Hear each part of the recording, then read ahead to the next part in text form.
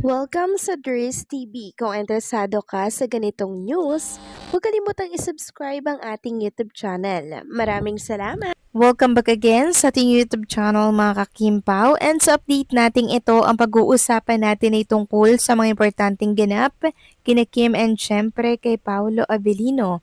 Pero bago po ang lahat, maraming salamat sa inyong patuloy na pagsuporta at pagsubaybay sa mga daily update natin. Kaya naman bilang pasasalamat, narito po ang isang napili kong komento patungkol yan sa naging previous update. Unang komento mula po ito kay Ginang Norma Dayag. Sabi niya, "There's TV so many frustrations na si Kimi naman, kaya sa Lord na lang namin idinadalangin na nalagpasan niya lahat ng pagsubok na ito sa buhay niya. Sana andyan si Paulo na laging nakabantay sa kanya, as he had said in their interview before, sa linlang, Kim must be in his side. True to your confession at this time that Kim is in dilemma. Yung sabi mo na nagbakasyon mo na kayong dalawa, but we miss you both if you skip showbiz. No, not now that Kim loses millions of properties. Please just continue meantime your tandem cause you are our happy pill. Yet you give strength to us seniors, Kim Pao.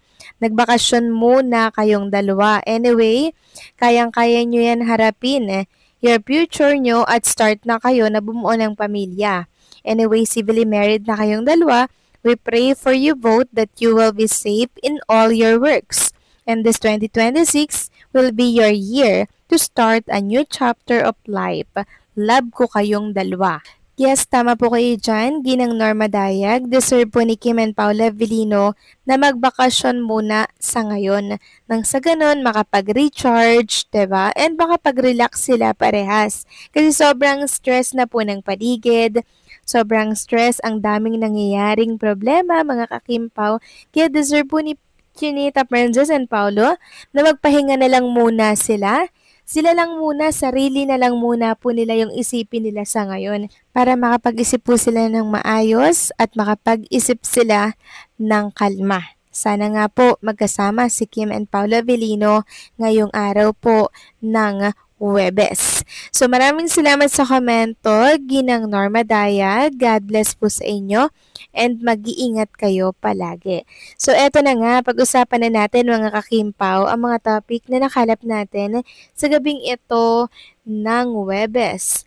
So happy 19 years anniversary kay Paolo Avellino. Hindi matatapos ang araw na to na hindi ko nababate no si Paulo. So kanina nga bumuhos po ang pagbati sa kanya sa mundo ng social media at marami nga po ang nag-throwback ng video at mga pictures ni Paulo Avellino. Ang ilan naman ay may nakakaiyak po na mensahe para po kay Paulo. Katulad na lamang ng naging statement ni Oreo. Sabi niya dito, "Kuya Paulo, 19 years ka na in showbiz and I just want to greet you and honor you today. Hindi man ako kasama sa mga unang sumubaybay sa'yo, pero sobrang grateful ako na na-discover ko ang works mo even if medyo late na ako naging fangirl. Honestly, around the end of 2023 to early 2024 lang talaga ako naging invested sa'yo, actually sa Philippine artists and syempre sa journey nyo ni Ate Kimi. Pero kahit di ko pa napapanood lahat, malaki na agad ang naging impact mo sa akin. From walang hanggan and asintado, tapos sinundan pa ng linlang, What's Wrong with Secretary Kim, My Love Will Make You Disappear, at ngayon The Alibi. Lahat solid, lahat may marka. Honestly, yan lang talaga ang napanood ko. Ang dali mong i-admire, kuya, sa totoo lang, kasi every role feels real. And every character you play stays with people. Kaya naman hindi nakakapagtaka kung bakit sinasabing haligi ka na sa industriya. You're truly the Paolo Avellino, ika nga ni Ate Kimi. Gusto ko lang i-remind ka today na ang galing mo, kuya. You're doing a great job, hindi lang as an actor, pero as a person. Keep shining and keep inspiring people. Ang dami mong naabot na puso, at ang dami mong natutulungan just by being yourself on and off cam. Yun talaga yung pinaka na-appreciate ko sa iyo, yung pagiging mabait at humble mo Ang dami mo ng accomplishment pero never mo tinatalikuran yung pagiging grounded mo. Hindi lahat kayang panindigan yon. Cheers to your 19 beautiful years in the industry, Kuya Paulo.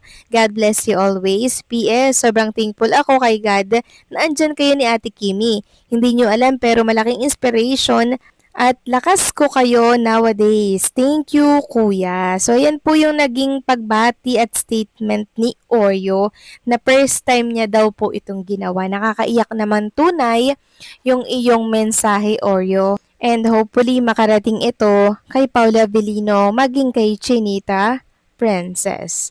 Samantalang pag-usapan naman natin ang tungkol dito kay Kim and Paula Avellino na nananahimik po kanina.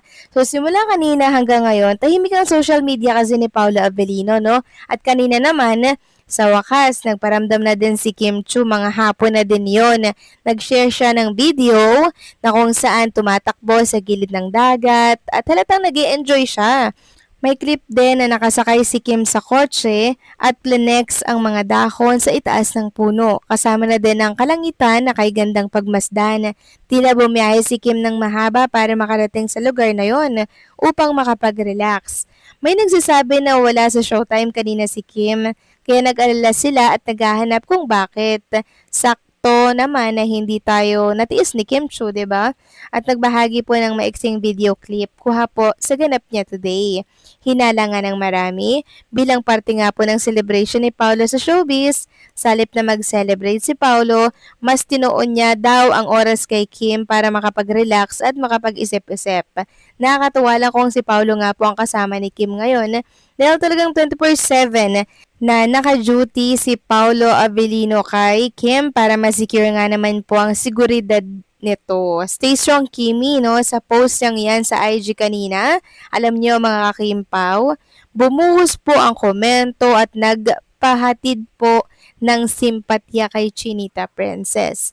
Sabi nga po dito ni Connelly, please remember you are loved by so many. It's hard to be strong all the time kasi kung sino pa yung may mabuting puso ay siya pa ang laging may madaming problema at pagsubok na pinagdadaanan. Pero sa gitna ng paghihirap, naniniwala din ako na ang mabubuting tao ay lagi ding nabibiyayaan ng kaligayahan at tunay na kapayapaan sa bandang huli.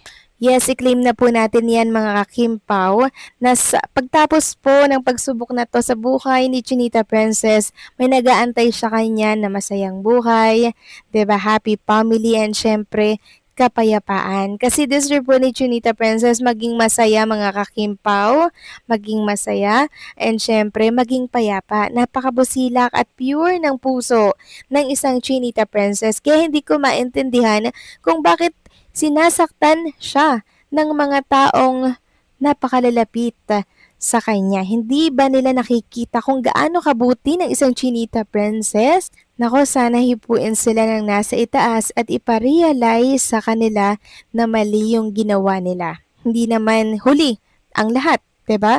Para magbago. So, paano mga kakimpaw? Hanggang dito na lamang po ang update natin. Maraming salamat sa patuloy na pagsuporta.